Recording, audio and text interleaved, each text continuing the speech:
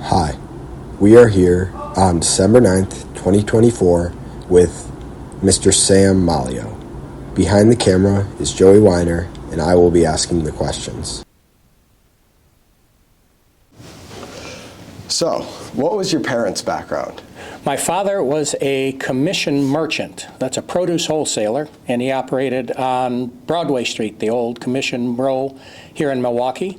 My mother worked at a car dealership in Appleton. She transferred down to a second location in Milwaukee. My dad went in to buy a car, fell in love, and yada, yada, yada. Here I am. All right. Where were you born? I was born in Milwaukee at Misericordia Hospital, of all strange places. And then how many siblings did you have? I have an older sister and a younger brother, so there were three of us total. What were their names? My sister's name is Marilyn Marie, because all good Italian women have Marie as their middle name. And my brother is Gino Anthony. And you said Italian names. Does that mean that you were Italian? Yes. Yes, I was Sam, 3 letters, S-A-M. Got into a bit of a tiff here at Marquette High because there was a Jesuit priest by the name of Father Forey who insisted that I write my name as Samuel. And I told him there was no mule in my name, and he sent me to Jug. Wow. And then what neighborhood did you live in? I grew up in Shorewood through 6th grade, and then moved to Fox Point in 7th grade on through getting married. And then what was the neighborhood like in Shorewood? Very much the idyllic tree-lined streets with elm trees before Dutch elm disease started killing them all off, but the homes were 10 or 15 feet apart, and everybody knew their neighbors very well, and the kids went out and played in the alley, and you came home when it was dark. When the street lights came on, that's when you were supposed to come home. And then were there different types of people that lived in Shorewood versus Fox Point? Shorewood seemed to be a little more working class, where Fox Point was more, say, the owners of the business. And so as my father progressed, could afford the home that the owner would afford. And then where did you go to grade school? I started at Holy Family in Whitefish Bay, and then when we moved, I ended up at St. Eugene's in Fox Point. Why did you switch schools? When my parents moved, the commute was a little too long. Some people would do that, would take their kids to the school so they could finish out grade school at a certain spot, but Dad was off at work at 3 o'clock in the morning, and Mom had other things to do. And then what types of people went to these schools? Was it mostly from those neighborhoods? Yes. Yeah, and even interesting in that Fox Point probably had more Jewish people than Shorewood did, and there were still Jewish kids at the Catholic grade school. And then where did you go to church, and how often did you? Church was an every Sunday event. My mother was raised Episcopalian and converted to Catholicism. And they always say the converts are the strongest believers, and she was one of those, and we were there every Sunday, and that was at both Holy Family and St. Eugene's. And then what types of things did you do for fun in your childhood? I like to take things apart. So I would get a toy for Christmas, and I would then take it apart. Maybe put it back together, maybe not, but that part didn't matter. The taking it apart piece showed me how it worked, or what the other opportunities were. Could I combine it with something else that I took apart a week ago? And I wasn't much of a sports guy. Stubby little fingers, I wasn't much of a musician, so it was a lot of intellectual stuff. Read some books on how to do some remodeling work, and ended up remodeling the basement when I was in 8th grade, redoing the wiring and hanging drywall and moving HVAC vents. So that was a project my father wished I didn't undertake, so he brought the electrician in to make sure I did everything right so the house didn't start on fire, and surprisingly I did. So. And then are there any events in Milwaukee or the rest of the world that you remember experiencing when you were young?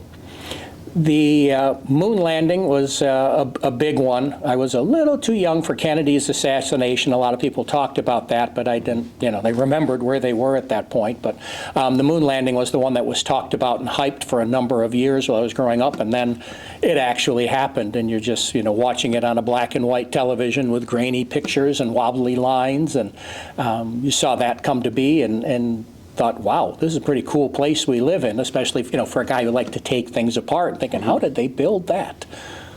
Yeah. What were some memories you had when you were growing up involving your father in the produce business? It was a lot of hard work. Like I say, he left the house early in the morning and got home in time for dinner. So dinner was at 5 p.m. every day, don't be late. And which actually worked out good because I didn't do sports, so I wasn't anywhere after school. I was back home, so that was okay. And that fit his schedule. So the produce market, there was a lot of camaraderie and a lot of infighting. So during the day, while they were quote unquote conducting business, they would curse at each other and they would argue over 25 cents a case on buying and selling a product. And then about 11 o'clock, the train would start at one end of the market, and the first guy would walk down and he'd holler for the second guy, and they'd walk down and they'd holler, Sam Maglio, my father's name, and then the three guys would go to lunch. After fighting all morning long, they'd go to lunch, and then they'd still argue, but this time it was who was going to pay the bill. And it wasn't to not pay the bill, it was to pay the bill. No, it's my turn, give me that bill. And they'd rip the bill in half, and they would do things that the wait staff was prepared for after a point in time, but that was how they got along. So there could be, unloading a truck and cursing and calling names and whatnot, and then let me come over and help you now that I'm done cursing at you. But it's just like rite of passage. They had to get it out of their system and then move on and come on and help. And then these same guys would go out to dinner together with their wives on Saturday night. So it was very much a brotherhood that all watched out for each other. Unless the case of lettuce was 25 cents higher than somebody thought it should be, then the cursing came up. Did you ever help out with your dad's business? Mom let me tag along most of the time. Every once in a while, she thought it was, going into work at 3 a.m. was a little too early until, maybe 6th grade. Then it was okay. But yeah, I had a lot of weekend events, and I would be the guy who was repairing the equipment, greasing the wheels on the truck, flat trucks they called them, with just 4-wheel with a handle, and you pushed. There was no motorized equipment and whatnot, but I'd put a little grease on the wheels and play with a few tools to make things work a little better. But yeah, slowly but surely I learned what the business was all about, but pretty much from the ground up.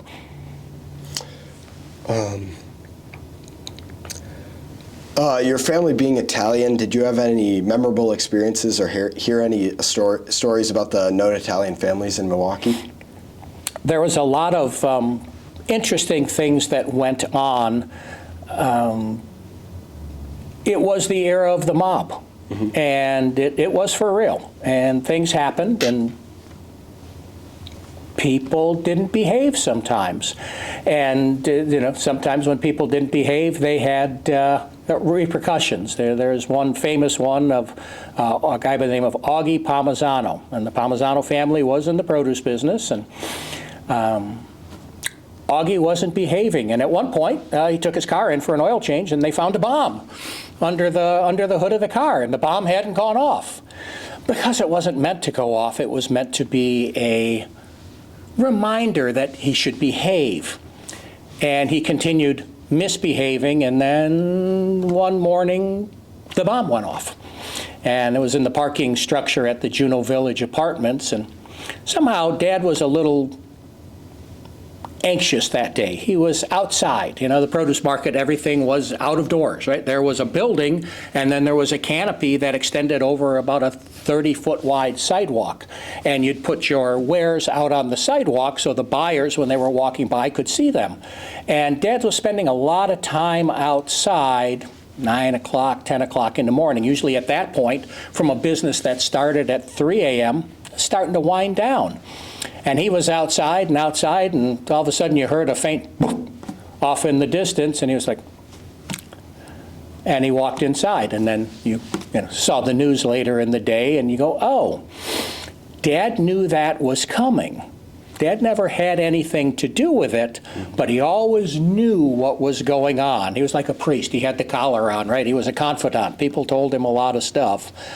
His best friend ended up in jail as a mob person. Nicest man you ever wanted to meet. He would often hand me the keys to his car when he'd come to visit Dad, and my job was to put a case of 70-count baking potatoes in his trunk, because he liked having a baking potato every day with dinner.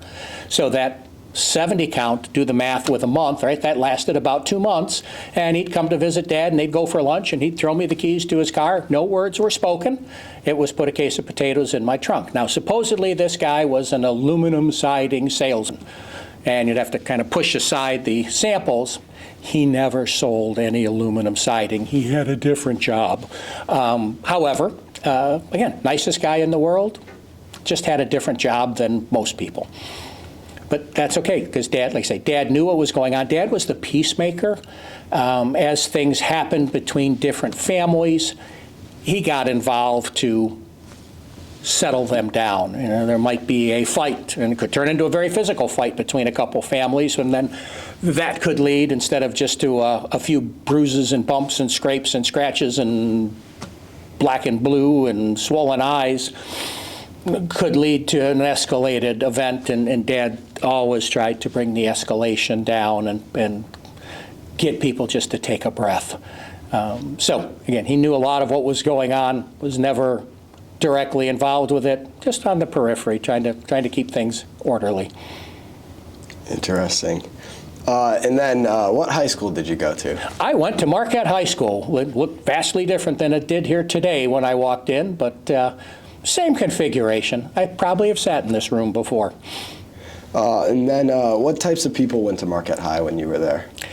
We had seemingly the nerdy, geeky type and the jock type. It seemed to be that dichotomy of folks. And not that one was better than the other, anything was different. I remember a guy by the name of Jaime Asinas. And he was a character, and on the jock side of things, but he knew I was a nerd. And he might have come across a police radio from a squad car, from a cop that he was upset with. So the cop went to have a meal, and Jaime stripped all the gear out of the car. But he knew I was a geek, and he said, "You want this radio?" I was like, "No, I don't want a radio out of a squad car." "Oh, I thought, maybe if you want it, great, otherwise I'm going to throw it away." "Yeah, good, throw it away. That's probably the best thing." But Jaime was a good friend of mine. I was a photographer with the yearbook, and I had a picture of him, all dressed up for football, and he saw that picture, and he said, "Hey, could I get a copy of that for my grandmother back in Puerto Rico?" And so took it home to my darkroom there and made a 16 by 20 print and mounted it on a board, and so he could give it to his grandmother. And so there was just that, friendship crossing the line. Not all the geeks hung together and all the jocks. No. Everybody got along fine, and they just had different interests. Mm-hmm. And they crossed quite a bit. There was a time at a football game. There's another guy, his name was Mike Darnick. And him and Jaime hung around quite a bit, and there was a football game at Hart Park, and Marquette High prevailed, and the other team wasn't so happy. Now, I had a lot of camera gear, and I had it set up on tripods and in different spots, and I could remotely take pictures. That was just kind of geeky stuff for back in the 1970s. It was expensive camera gear, but again, that's how I worked a lot, so I had some disposable income, and that's how I spent it, was having geeky stuff. And as I'm walking out of this football game, because I'm like the last guy leaving the stadium, I hear, "Let's get the photographer." And I'm thinking, okay, you know what, I'm tall, skinny, I didn't work out, I'm not buff, I'm a nerd. Okay, well, shoot, I'm in trouble. And I think, okay, well, what's trouble going to look like? And, what do I need to protect besides myself? Other, thousands of dollars of camera equipment. And out of nowhere, shows Asenath and Darnick. One on this side of me and one on that side of me, and they walked me out to my car. Meanwhile, the bus is waiting to leave with all the football players, and they said, wait a minute, we got to get Maglio to his car. And they walked me to my car, made sure I was in the car, watched me drive away, then they went and got on the bus. Wow. And was there a lot of diversity at Marquette when you went there, or was it not too diverse? No, there wasn't a whole lot of diversity. It was pretty much, it looked like this, right? And occasional, whether it's Hispanic or black or something, but not a whole heck of a lot. And I think that had a lot to do with the cost. And not that by today's standards it was an expensive education, but when there was a lot of free education, and if you go back and you look at the time frame and what costs were and what people were working for $2 an hour or something, and Marquette High School was $1,000. Working for $2 an hour. Wow. That's a lot of hours to afford a Marquette High education. It seems that as things have changed in the economy, even though it's an expensive education, well worth it, I might add, it's almost more affordable these days, and there weren't as many programs that would help. So yeah, it was somewhat monolithic. Are there any differences you noticed between when you attended high school here and in recent years? Certainly the physical structure here is a whole lot different. Now, I did have 4 of my own children go to school here, graduating in the 2000s, I would say. I'm trying to remember the dates. I think 2001 through 2009. Yeah, that was, I think, the date range. One girl, 4 boys. So the one girl went to DS, the 4 boys were here at Marquette. So saw a little bit of the evolution as that all played itself out, but it didn't have as much occasion to show up at the school as to go to sporting events. And see, the first one was a nerd, followed in Dad's footsteps. He was not valedictorian, but he was salutatorian because he only had a 4.0 something, and then he went on to Stanford. So you picture the nerd, right? He's a college professor now. The second one, not quite as nerdy, but he started the train out of Marquette High going to Boston College, and then all of the other Maglio kids all went to Boston College. So very much that rooted Catholic education through grade school, high school, and on to college. So that, like I say, while the physical plant is somewhat different, I was noticing the light fixtures in the hallway that definitely all came from SPI Lighting and from Lee Dorr, another big Marquette High supporter, good friend of mine, rest his soul. Lee has passed, but his son, lad, Lee Aloysius Dorr III, also was here with my son Sam the third. So the 2 thirds were carpool buddies together, and so you see that legacy carrying on, and with different families. I'm sure there's a lot of them that you see here as well that are just multi-generational. So I was the first Maglio to finish high school in the United States. My dad never finished. My grandfather came over when he was a couple years old on the boat from Sicily, so he never pursued anything, and that was, that was in, 1915 or something. No one was watching to make sure there wasn't a truant officer saying, hey, Frank Maglio, you need to be in school. So they came up in the family business, and from being pushcart peddlers to having a truck to having a warehouse to, expanding. So lots of education happened in the community, and not so much in a building and in a classroom, but you're seeing that, and seeing the, right now seems to be a very strong period for private education, and knowing the value of private education, and seeing that, the product, the guys who are coming out get it, and have a a bond. So my son Mark is, again, a graduate, but he hangs out with a bunch of other Marquette High graduates.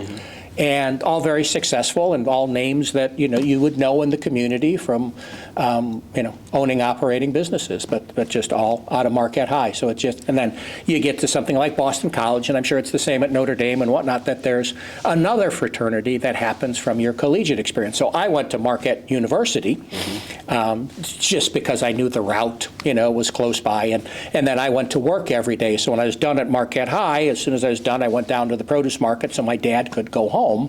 And I stayed to finish up the day. And then at Marquette University, I packed all the classes in the morning as a commuter student, and then went to work in the afternoon. And meanwhile, I met a girl there who worked at Suburbia, a sandwich shop. They had corporate offices downtown. So she put her classes in the morning, and then her and I would both leave MU, go downtown. Our works were about 2 or 3 blocks away from each other, and then, I'd take her back to her apartment and I'd head home. So it was a very focused event for me, anyhow, was school and work. I don't think any of my kids had that much focus. They did school and sports or something like that, and which is probably better as a broad brush of experience. My experience was very narrow. It was colorful, don't get me wrong. I mean, when you're 6 years old and you're hearing words that I won't say here in this interview, but it starts with 4 eyes and goes on from there, but it was just one commission merchant, barking at another one. And, then you go home and at the dinner table, you ask what that means. And mom has this look of horror and dad's got this little grin on his face. And then, my dad had a conversation of, you can't take him down to that produce market. There's bad people there. And went, no, there's just different people there, right? And so that's what you see is that it's really not bad people, there's different people, and it's accepting all kinds and understanding. So having watched, my kids go through the same education. Now, hey, when they were in 6th grade, they were mine in the summer and weekends and whatnot. They had to get to that age. That's a deal my wife and I had. So I was maybe 6 years old. My kids were 6th grade. Do the math, what is that, 12, 13, something like that. And then I got to take them to work with me. And at that point, we started going into work a little later, but they still were getting up at 5 a.m. and being to work well before 6. And they'd come home when I came home at 6 o'clock at night, and they were exhausted. But they learned what work is all about. So there's, again, it's just different, right? Is our family's lifestyle different from other families? And you look at somebody who's, dad's got an office job. You don't have the opportunity to bring your son to work every day, right? And so having a family business, we had a lot of different opportunities, and again, it's just different. You mentioned kind of finishing up the day after you had finished up classes at MU. When did you start doing that? I was a 1978 graduate here from Marquette High, so that was, look at 78 until January of 82. I graduated early because Dad wanted to go to Florida and retire and told me I needed to hurry up and get out of school, which I found a way to do by taking some classes at MATC and some at Marquette, and didn't go over real well with the Dean of Engineering. He called me in his office and chewed me out about having taken so many credits. I had 27 credits the last semester that I was there. I had 9 at MATC and 18 at Marquette. Now, he had signed the paperwork allowing me to do that. I don't think he knew that he signed the paperwork, because the gal in the office who was very friendly and loved strawberries, and I know a guy who had access to a lot of strawberries, so a case of strawberries and a piece of paper that needed a signature, things kind of happened. So I got called in right around Thanksgiving of that final semester, and I got reamed out about taking these credits, and I can't do that, and the school's accredited, and that would be a problem for the accreditation, and they're not supposed to allow that to happen, and this, that, and the other thing. And my comment was I probably never was going to work a day in my life in that field of engineering, and that I was going to be in the produce business. And the diploma that I was supposed to get at the end of this 3.5-year adventure was to go on the wall for my mother. more than anyone else. And if my mother wasn't going to get that diploma to look at and be very proud of, then I might as well go to the accreditation people and tell them what happened and get the school in trouble. Because all I was there for was for my mother to see that diploma.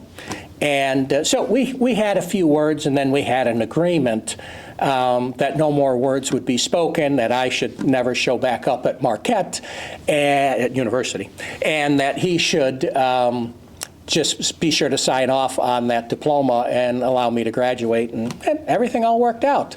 Gifts were exchanged. He got rid of me, and I got the diploma on the wall for my mother. What jobs did you work leading up to high school and throughout your years at Marquette High?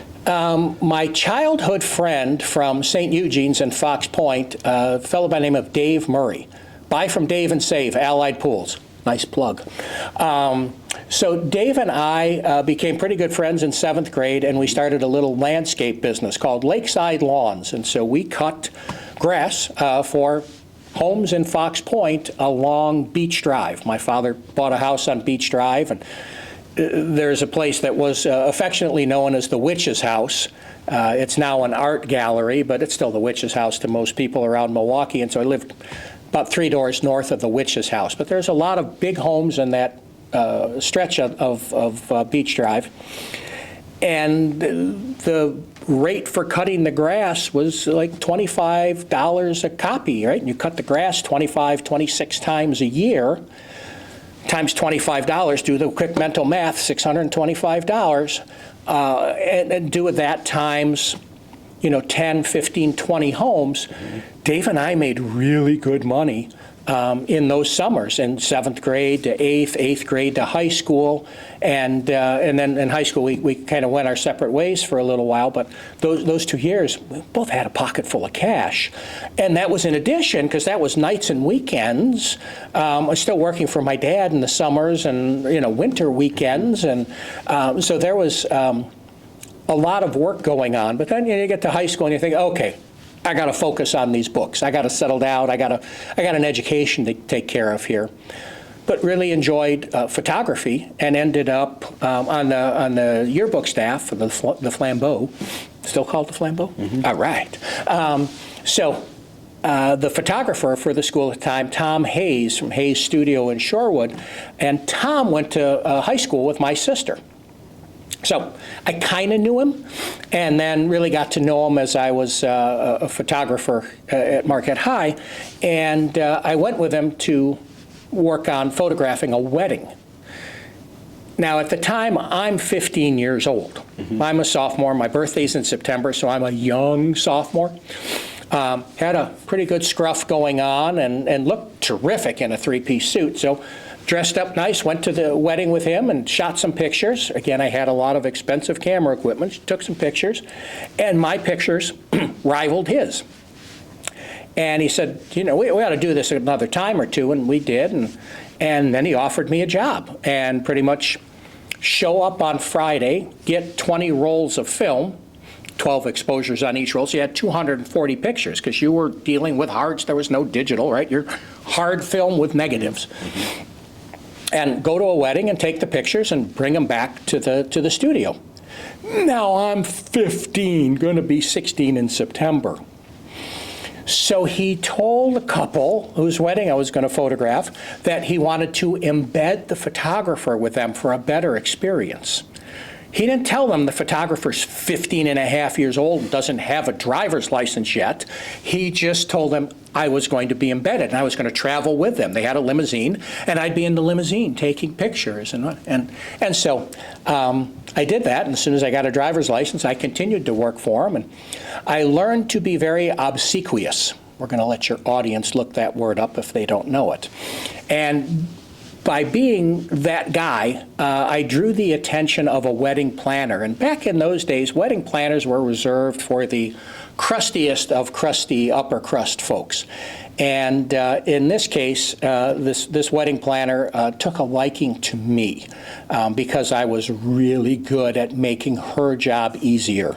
I heard stuff, I'd let her know. She got to the point of entrusting me with taking care of some of her job, because I was all around. I was with the gals while they're getting ready. She taught me how to put a boutonniere thing on, or the, what do you call, the flowers for the mother of the bride, and how to not get anyone upset, because literally you had to put your hand inside the mother of the bride's dress to pin this thing on. But if you came at her with your hand, with the back of it, she didn't care. If you came at her with your hand like this, watch yourself. So she taught me a lot of things, and I helped quite a bit. So as she got more and more high-end weddings, she started requesting me as the photographer, not Hayes, which he wasn't real thrilled with, but that's okay. So what I ended up knowing that I'm going to an E-line wedding on Saturday. That was the Schlitz Brewery family, right? A lot of opportunity there. There was a deal at the studio. I got paid $100 to go to the wedding, take the pictures, and bring the film back and get the film developed, right? That was, my job was just to bring back exposed film. Studio took it from there. If the couple bought more than $500 worth of pictures, I got 10% of anything over the 500. Well, you learn that more pictures sell more pictures. So the studio gave me 240 exposures to go out with. I'd bring my own film in the other pocket, so I had as many shots as I needed. If I needed 500, I had them. If the things were going good and flowing, I just kept taking pictures. Now I'd go back to the studio, and I left with 20 rolls of film, and I came back with 30. What are you doing?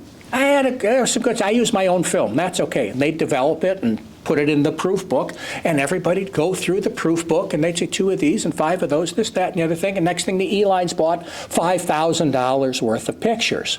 So I got $100 for taking pictures at the wedding, and I got $450 in commission on all that they bought afterwards, because they had so many pictures to choose from. So kind of entrepreneurial within working for somebody else, but everybody won. The couple won. They had a lot of pictures, and they enjoyed them. The studio won. They sold a lot of stuff, and all they had to do was develop 10 more rolls of film. And I won because I did a great job, and I was obsequious. And then also, speaking of the E-line and Schlitz, did you have any other major experiences with well-known people from Milwaukee? The Cole family was friends with my father. So when the grocery store was around, and it was father and sons that were running the Cole's grocery stores, Herb Cole, who was our senator, was the guy who bought the produce. So he'd come down bright and early, 5 a.m., and first thing, him and my dad would go off to the Broadway Bar and Grill and have breakfast together. And those two were very good friends, had nothing in common other than, right, Jewish people and Italian people, very much the same values and beliefs, and family's important and food's important. And so they got along great, but from very different, ends of life, but all, very similar. So there was another guy who had a market on, and the market's still there, around 16th and North, Julie Galst. And it's like Julian, but they called him Julie, so it wasn't, like a boy named Sue, but it's Julie Galst. Well, Julie Galst and Herb Cole looked very much like they were brothers. So at one day, I go in to have lunch at Elsa's on the Park, that restaurant's still around, right? And Senator Cole is there with his entourage, right? There's half a dozen people around the table, and he's looking at me, and I've got on something that's going, and all of a sudden he makes the connection. And so I got up and I walked over to the table, and I didn't address him as Senator Cole. I said, "Julie Galst, you SOB, how are you?" And everybody at the table looked at me like I belonged in a straitjacket somewhere. And Senator Cole got a big smile on his face. He said, "Sammy Maglio, you're the spitting image of your old man. How are you, son?" And I said, "Thank you very much, Senator. I'm well, and you?" And we shook hands, and we both went about our own way. But, a guy like Senator Cole that you could walk up to and joke with and call him the wrong name. And he laughed and laughed and laughed about it. But that's family history with people who just get along with each other.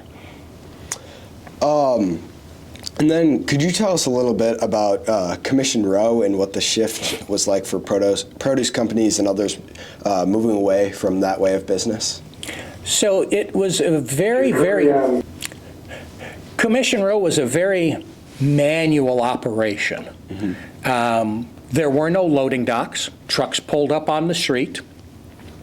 Sometimes people would buy a forklift. Not my father, he's a pretty low budget guy. So product literally would get handed to the back of the truck, and the next guy would take it off the back of the truck and put it on one of these push carts that I talked about greasing the wheels on, and you'd stack the product up, you'd push it inside the warehouse, you'd manually unload it from the cart into the warehouse, then you'd take that cart back out to the truck, and you'd get more product. There would be 1,600 cases of tomatoes on a truck. That was a lot of pushing, a lot of schlepping. It took a half a day for 4 guys to get that unloaded. We now unload that same truck in 20 minutes with forklifts and docks. But that was the work ethic. And so you can picture all the guys with names that ended in a vowel. Maki, Russo, Marchese, right? All these old timers, if you will, that would come down, back their truck in, load up the produce, hand it onto their truck, 1 box at a time, and then they would go out and run a route and make deliveries. And oftentimes they didn't even have an order. They would just show up at a restaurant and go, "What do you need?" And the person in the restaurant, "Hey, a case of lettuce and a box of tomatoes and 12 apples." And they would write the order down. They'd go out to the truck and they'd fill the order and they'd come back in with it. And my grandfather did that. So that very untechnological world was kind of where things started on Commission Row. The Maglio family, while my grandfather was a city of Milwaukee guy and had a route of stores and restaurants, and he also had a bar because he was an adventurous character.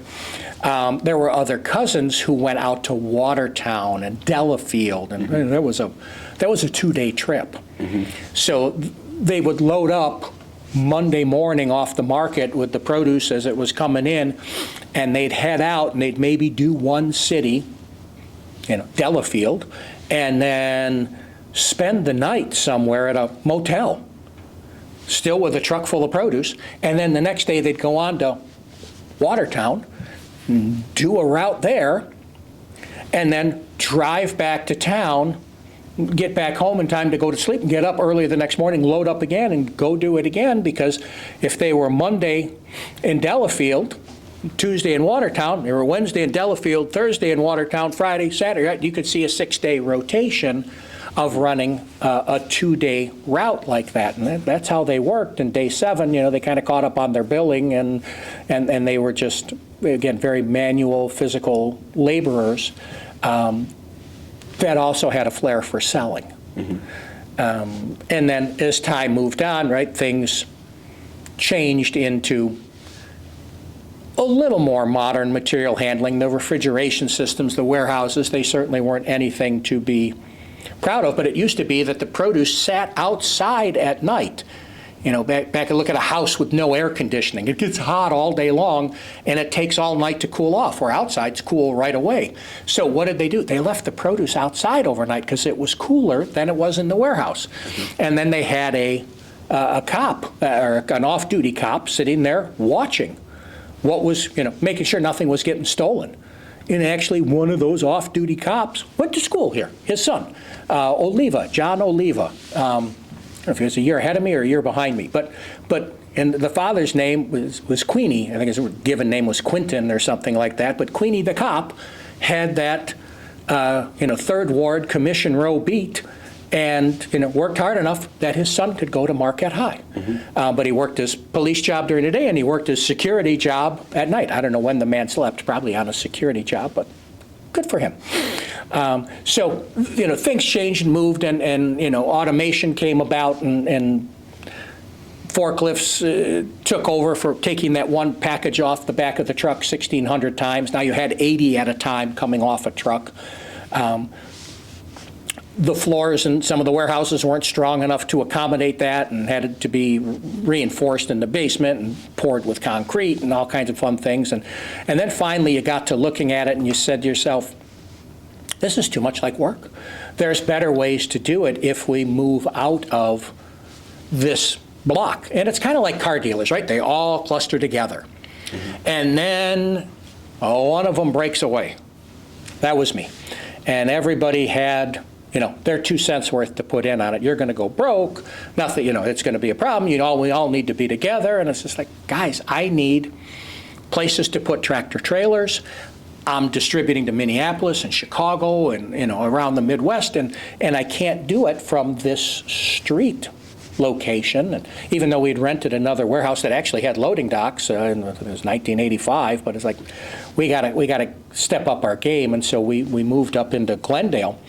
And one produce company came with us and took space within our building. They were customers of ours, and they go out and deliver restaurants and hotels and country clubs and the like. So we moved, and it all went okay. And then you all of a sudden saw another produce company buying a building a couple blocks away from us. Mm-hmm. And so we're all kind of together again, but in a different location where we're on the side of an expressway. We've got, access to workforce. We've got access to transportation. Just a different environment. And that environment is all refrigerated and contained and food grade and inspected and not what was going on in the 1960s and 70s and even in the early 80s when I came on board. It still left a lot to be desired, and now it's just leaps and bounds in the last 40 years of what's transpired from centuries of things being pretty much the same. Mm-hmm.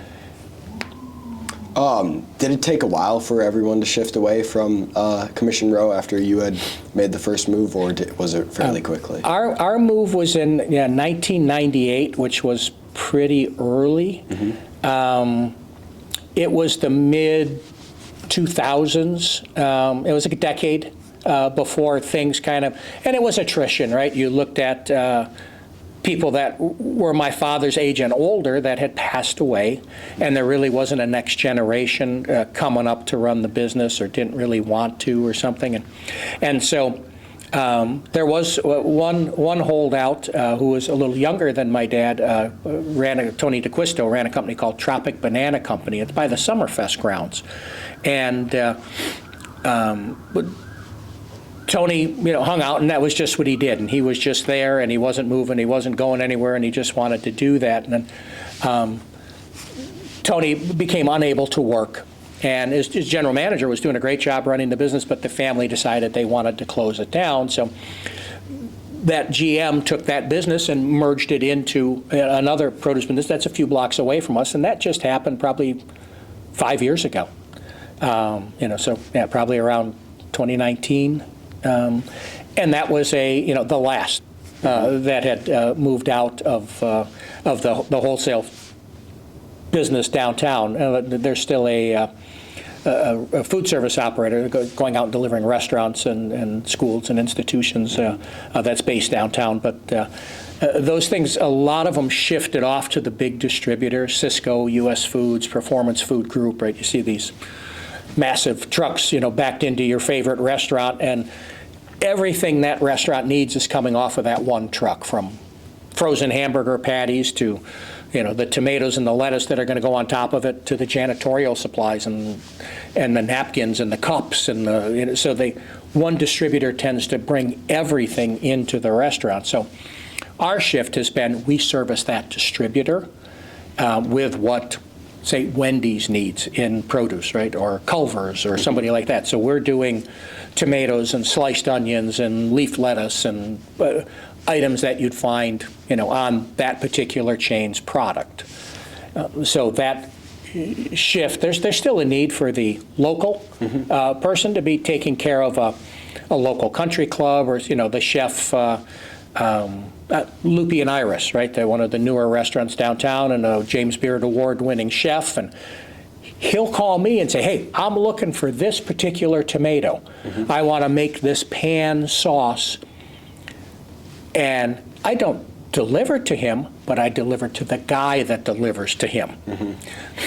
I'll get the tomato he wants, I'll send it to the guy, say this is for Chef Adam, and then it makes its way out. But that's where, just, again, small walkie, everybody knows everybody. And you just work together to get things done for people that need it. But right, when you have that type of chef that has a very particular requirement to put out a very high-end product, they want something very custom to their menu. You get, a Wendy's, same thing every day. How many times a day can I do it, right? It's just about a volume movement then. But then it's trying to have all the right products on all the right days for that customer, right? If the tomato crop is putting out small little tomatoes and Craig Culver wants a big honking tomato, so when you pick that burger up, you see it. And Mother Nature didn't give us those big tomatoes. Oh, what do you give the man? You find him somewhere in the world, right? It's like Waldo. Where is he? And sometimes it's not in the United States because there was a freeze in Florida, and then you're all of a sudden in Mexico. And then, oops, there's a freeze in Mexico. Now what? Guess what? Puerto Rico has tomatoes, and they can come to the United States by a barge. Okay, what if all of that's bad? Well, then you're probably into Europe and flying things over. You can get anything you want, anytime you want. It's all a matter of how much you're willing to pay for it. So there's probably a limit on a Culver's burger about how much you're willing to pay for it, but there's not that much of a limit at Lupe and Iris for what tomato you want on. You want the San Marzano from Italy because they're only grown in Italy. We've done that. We've imported and flown those tomatoes in from Italy so someone could have fresh San Marzano tomatoes. You can get them in a can, but they don't grow here. They grow there in the volcanic soil and whatnot. So, but if you want it, you can get it. Not cheap. Who pays $15 a pound for tomatoes? Nobody. And then put them on an airplane and bring them here. But if you want them, you can get them. So that's, while we deal in the large quantity masses of stuff, we also help on the specialty items. Can you tell us a little bit about the transfer of ownership from your father to then you? Simple and complicated all at the same time. My younger brother has Down syndrome, so he was not in the running, if you would say, for taking over the business. Got an older sister, so my dad offered, any ownership to her and her husband. They weren't interested. So Dad had a valuation of the business in his mind, and so he handed my sister a check, and he handed me the business, because now he did things equally within the family. And then, back to January of 1982 when he went to Florida, okay. I lost a lot of money. I was in charge. And, nothing humbles you more than taking the one truck you own that holds probably 250 cases of lettuce to the dump and pushing that lettuce out of the back of the truck into the garbage pile because you bought too much and nobody would buy it from you. And that's what you do on a Saturday, right? And it's like, ooh, school of hard knocks, but how do you learn to never do that again? Throw that lettuce away at, say $5 a case, $750 worth of product. A Marquette high education was $500 or $1,000, right? So and I'm throwing $750 away in one day because I made a mistake. That's a life lesson, right? So complicated in that Dad let me learn all on my own. Simple because there was a reputation. And he had established a reputation of paying the bills, being fair and honest and whatnot, and I was following in those footsteps. So that part was okay, but Dad wasn't fully retired, right? It's not like he didn't come back from Florida.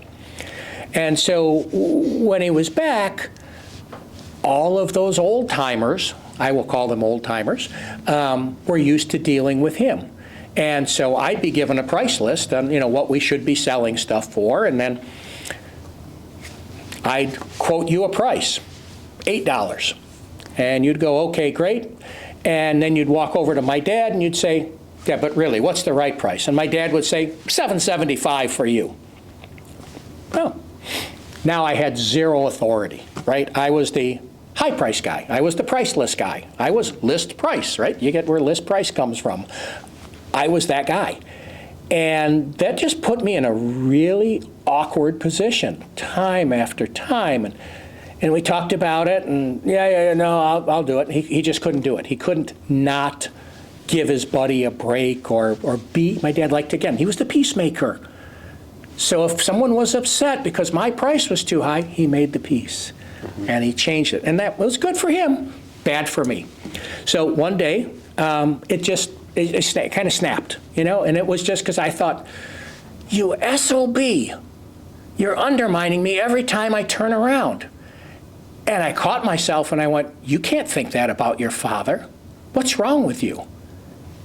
And so I took out my key ring and I took my key to the building off the ring and I went up and I handed it to him. And I said, I can't keep doing this and keep thinking bad thoughts about you because I don't have the authority to do what I'm doing. You do it. I'll go get a job somewhere else. And I walked out the door.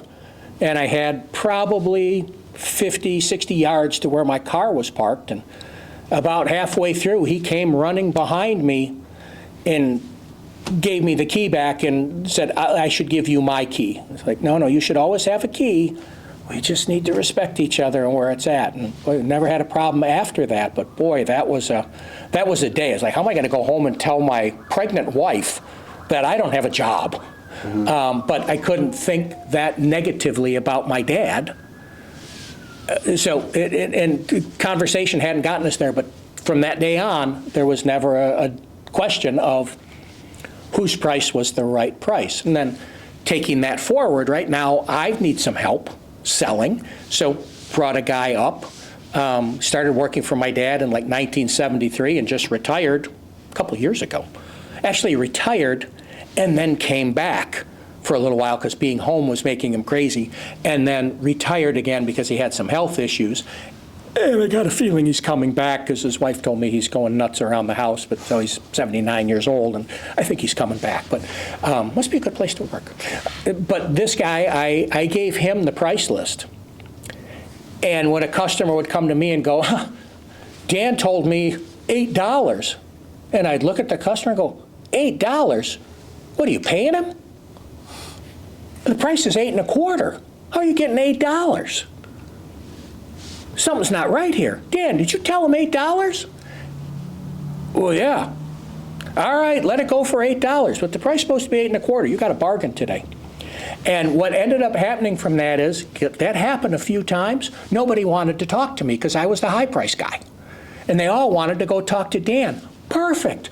Go talk to Dan. So while Dan was dealing with all the walk-in trade, the guys with the vowel at the end of their names that were backing their trucks in and loading up every day, I was freed up to go deal with the corporate guys. And everything for them was on a spreadsheet. You ask a guy with a vowel at the end of his name in 1978 what a spreadsheet was, I have no idea. But I got to work with those guys and do the pricing and the Cisco's and the U.S. Food Service and those big distributors and get in at the ground floor with those guys and become an integral source of supply. So business changed dramatically in a short period of time. I'd say probably that first decade that I was around, from onesies, twosies to having to buy semi-trucks and go out and deliver using those instead of the little push carts. Mm-hmm. And then getting back to college, why did you choose Marquette, and what was your experience like there? Marquette was two things, right here in Milwaukee, and I had no desire to go anywhere, and a great engineering program, and that really was a passion. And my father had told me, you don't want to be in produce, you don't want to be. So I went to school and was doing well, enjoyed it. I think I had one class in the Olin Engineering Center, which is now old, but it was brand new and state of the art at that time. But it was just a passion, and I was able to pursue that passion and still be able to work, right? And so that just, it worked out really, really well for me. The choice of Marquette, it had a lot of other meanings, right? Because it was like almost a pride thing for my parents, in that Neither one of them had gone to college, nor had anyone in their families, respectively, gone. So it was local. It was there. Now, my sister went to St. Norbert, so we're good. Again, we follow that Catholic thing. But more so for my dad to say, "Oh, my son." And I was right there because I was not off at school somewhere. I was still there. But halfway through, all of a sudden, you started reading the tea leaves and going, "Economy's not great." Mortgage interest rates were 12, 15%, something like that. And it was like, oof, doggy. Who can afford to buy a house and what? So now go look at getting a job, right? If the economy's contracting, there's not that many jobs available. So with hundreds of kids graduating out of the engineering program, would I get a job? Sure, I would. I was very confident in that, but did I want to? Or did I want to go to the produce business? And Dad wanted to get out, and he was just going to close the place up and walk away. And I said, hang on, let me show up. Let me give it a try. And the worst thing that could happen, I'm terrible at it, and I go back and play engineer.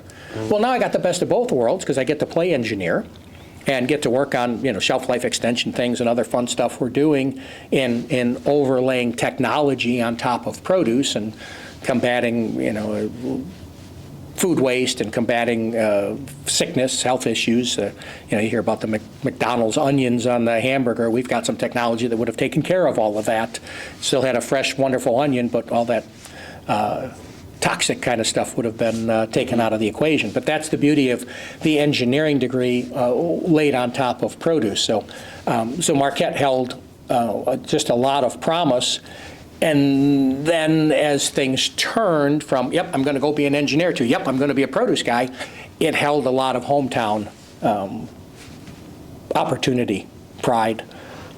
And then did you meet your wife while you were at Marquette? She was in the College of Engineering. Mm-hmm. This was sophomore year. She shouldn't have been in the College of Engineering. I knew that. She knew that. The College of Engineering didn't know that yet. So she didn't quite make that 8 a.m. physics class. I told you I had all mine packed up in the morning. Mm-hmm. So she didn't quite make the 8 a.m. physics class. And I sat in the back with another commuter student who was working at a machine shop.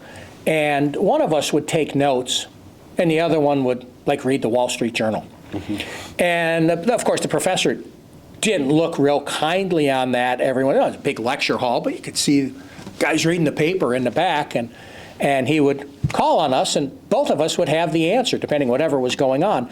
Well, then I started taking the third set of notes for that Kathy girl who didn't show up. And then you go on to 9 o'clock was a calculus class. It was not my strong suit, was calculus, but there were 4 girls in engineering. One I married. The other one got me through the calculus class. The other one was a commuter student that lived in Glendale, and I lived in Fox Point, so knew her well, and wasn't real familiar with the last one. But so now I'd show up, and we'd be in the hallway waiting for the professor to unlock the door, and there was my dear bride-to-be just rolled out of bed, and one eye open, one eye closed, and I would say, well, good morning. I noticed you weren't at physics class this morning.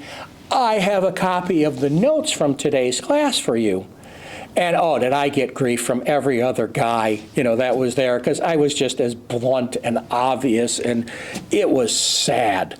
Now, I had been dating a girl since I was 16, so fast forward at this point, I'm 19, and it was just like, I have a conundrum here, and well, as it turned out, the gal that I had been dating, when I broke the news to her that I thought we should go our separate ways, she ended up marrying my best friend from high school, and then I married the girl who I had to give the physics notes to. So, home run. All right, we're going to take a quick break here. And you mentioned that you were a commuter at Marquette. Why did you choose to commute rather than live on campus? Mom did the laundry. Mom cooked. Who would leave home? Why would you go live in a dirty, cramped room with some other guy you don't know when you could have a nice, clean bed in a house you were familiar with? And yeah, I was very spoiled. And I knew it, and I was proud of it. Were there a lot of other commuters at Marquette? Comparatively, no. But back to my best friend from high school who married the girl that I didn't, he was also a commuter student. So him and I would come down. We parked next to each other in one particular spot every morning. We both got there bright and early. But the group that was commuter students all hung out in the Union, because where else were you going to go? And we had there were different cliques and different groups, but we had our set, our table, our whatever, and it was great because you saw everybody and everybody watched out for everybody every morning, and then you maybe met back around lunchtime or something, and but you had your own campus group, but it was just a different group than people who lived on campus. You mentioned different cliques and groups. Was there more diversity in different types of people at Marquette University than at the high school? Yes, that had more of an international flair, and it was, especially being in engineering, you can get back to geeks and nerds or whatever you want to call it. That, so there was a lot of influence internationally that had a TA that I had for math, again, not my strong point. Kwame Tupra was the guy's name. He was from Africa. I mean, just brilliant. But I still remember his name, right? How do you remember certain things? But it was, that he was a great guy, and I, again, had a lot of interaction because I needed a lot of help on that one. But there was much more, 20 blocks down the road than there was here. And then, where did you move after college? Got married right out of college, so I was a January guy, but my wife was May 15th. Now the professor that was supposed to give her an exam on May 15th, the day we got married, gave her an A in the class as a wedding present. So from there, we moved into an apartment in Fox Point, and then of course she was pregnant right away because that was the deal we had. She wanted to be home and have a lot of kids, and I wanted to go to work and provide for the family, and so we had 5 kids, but all of a sudden she's pregnant, and I think I mentioned that the economy wasn't terrific, and the housing market was equally as scary as, not so much as the price, but that mortgage rate and what you were paying in interest. So we had the opportunity to buy a house in Whitefish Bay from another commission merchant, and I'd like to buy that house, and I think one of his sons had lived there and moved out, and the house was sitting vacant. And I went to the attorney and said, I'll have him draft the papers up, and he went, okay, and it was the Italian attorney that everybody used, and then I said, and I've called the bank, and whoa, wait a minute, you don't need a bank, who told you a bank? Well, I got to get a loan. You don't need to get a loan, we'll take care of that. Well, then we were arguing over the price.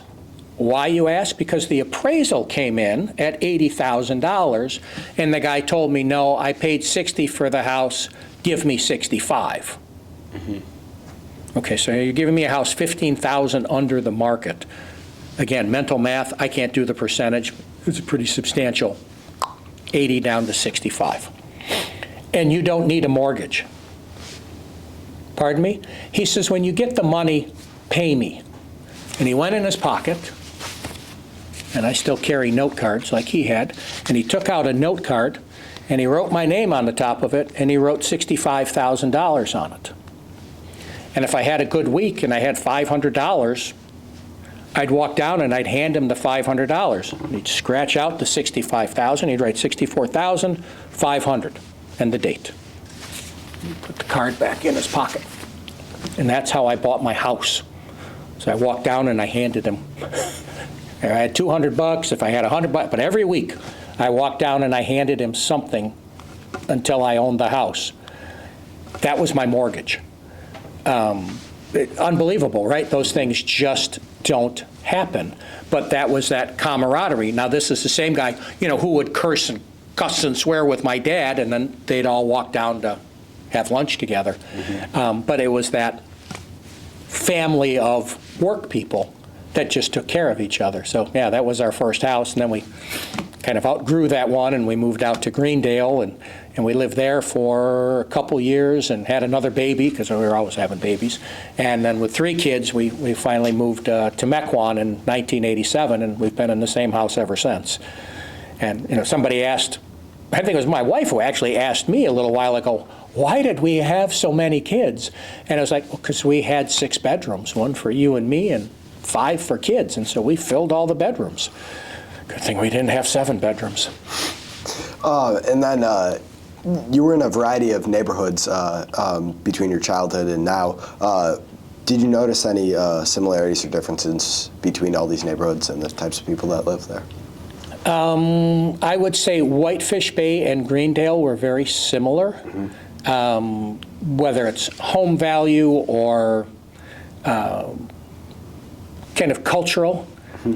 We had a neighbor who, see, now I've named some people kind of sort of, but they're pretty much dead. And you can talk about dead people, but you can't talk about alive people as much. So I'm not going to name this alive guy, but he knows who he is. And he lived like 2 doors away from us.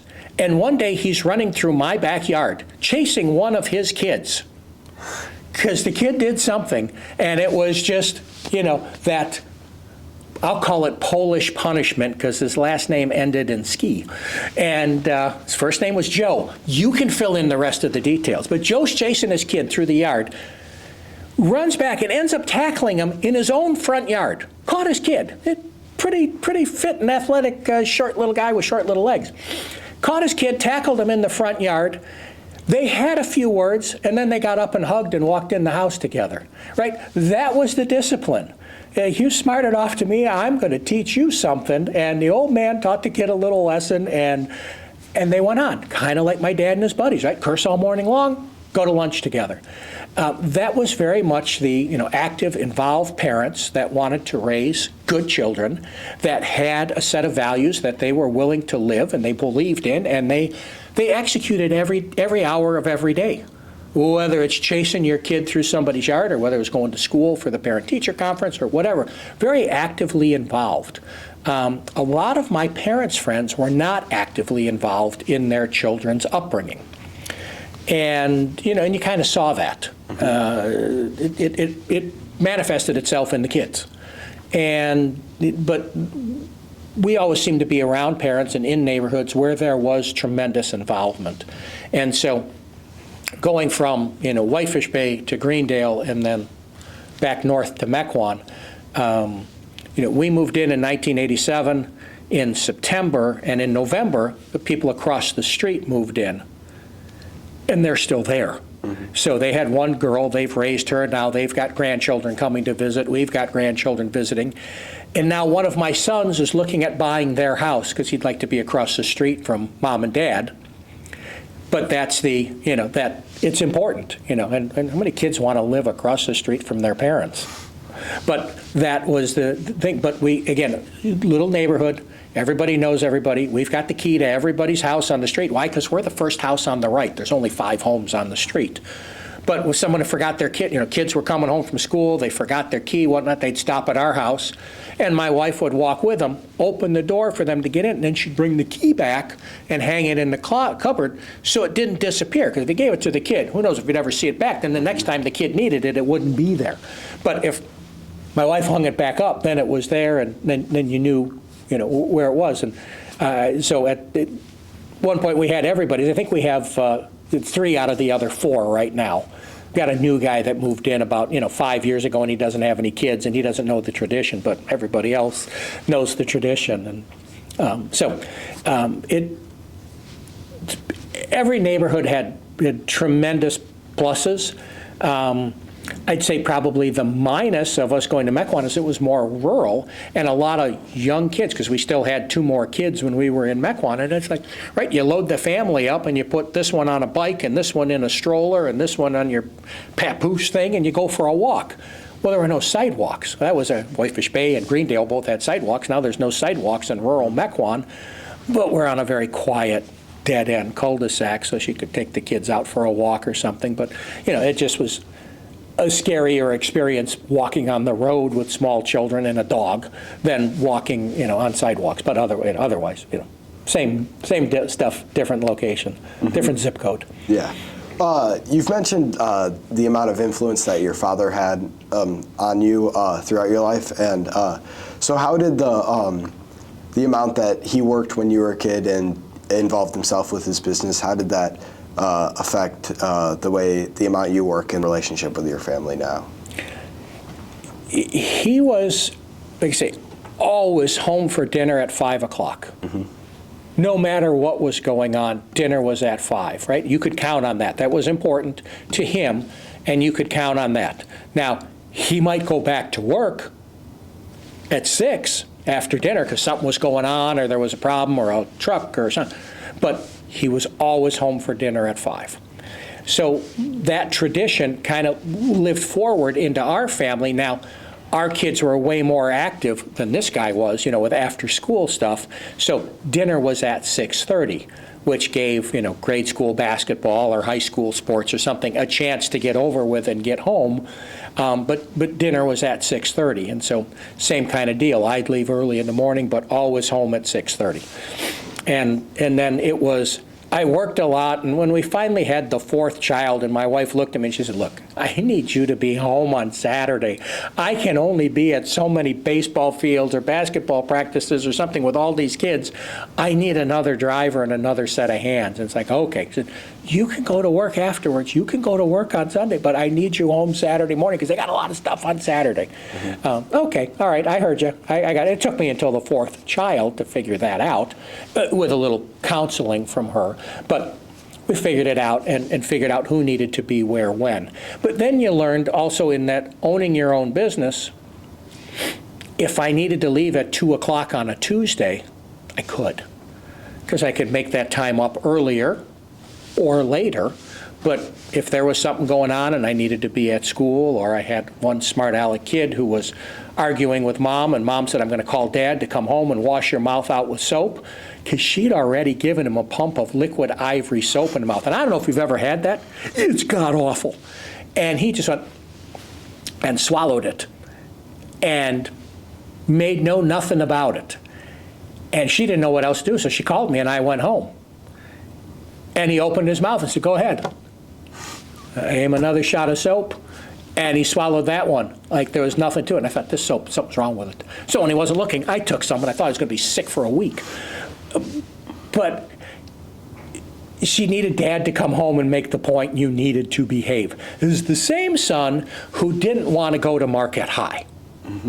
He was the rebellious child. I won't give the order or the name, but he was the rebellious one. And so we're driving to Marquette High to take the entrance exam. And he tells me how he's going to fail the entrance exam, because he doesn't want to go to Marquette High. He wants to go to Homestead, where all his friends are going. And I said, you don't get how the world works. I said, you did well in 8th grade, but you don't understand the world. You've already been accepted at Marquette High. You had a dad who went there, and siblings. I almost gave the number, which is to tell you which kid it was, but I couldn't. Sibling that, or more that went there.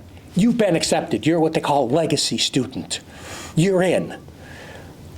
The entrance exam is going to say, do you need to go to summer school or not? Or are you going to be in the dumb class, right? That's all it's going to be. I said, so you want to ace the entrance exam, and you want to do your best on it so that you have plenty of time to go play sports. Well, surprisingly, he took that advice. He did well on the entrance exam. And then, you know how there's always that kid who goes back to his grade school and says, oh, Marquette High is great. He was that. That was the one who went back to his grade school and said how great Marquette High was. And so there are things that get passed on generationally, father to son, whether it's my dad or however, right, to me, that get passed on that are just life lessons and how the real world works. And, it's a balance, right? Everything's a balance. You can't be all street smart and you can't be all book smart. And everybody leans, one way or the other, but if you end up with a decent enough balance, life's good, right? There's nothing you can't handle. All right, I think that should do it. That should do it. Thank you. Thank you. For Well, your all time. right. Thank you.